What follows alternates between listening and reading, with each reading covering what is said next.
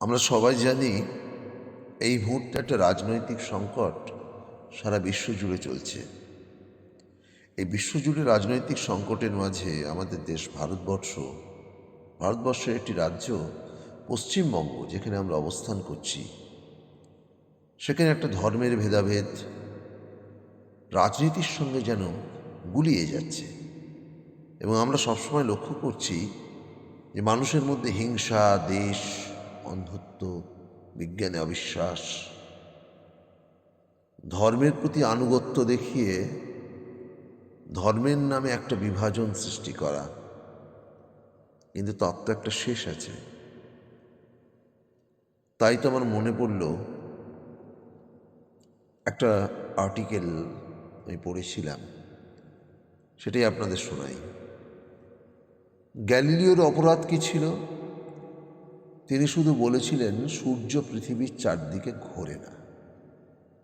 আর এই একটি সত্যই ধর্মীয় ক্ষমতার ভিত কাঁপিয়ে দিয়েছিল। চার্চ তখন বিজ্ঞানকে ভয় পেত, কারণ বিজ্ঞান প্রশ্ন তোলে, আর প্রশ্নই ধর্মীয় কর্তৃত্বের সবচেয়ে বড় শত্রু। তাই যুক্তির জবাবে দেয়া হয়েছিল বিচার, পর্যবেক্ষণের জবাবে শাস্তি, আর সত্যের জবাবে গৃহবন্দী।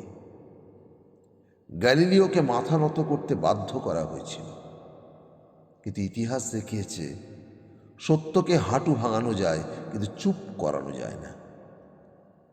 আজ শতাব্দী পেরিয়ে গেছে, কিন্তু দৃশ্যটা বদলায়নি। আজও যেখানে বিজ্ঞান প্রশ্ন তোলে, সেখানে ধর্মীয় আবেগকে ঢাল বানানো হয়।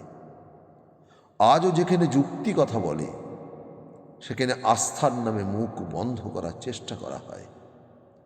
গ্যালিলিও আমাদের শিখিয়েছিলেন, বিজ্ঞান মানে শুধু গবেষণা নয়, বিজ্ঞান মানে ভয় না পাওয়ার সাহস।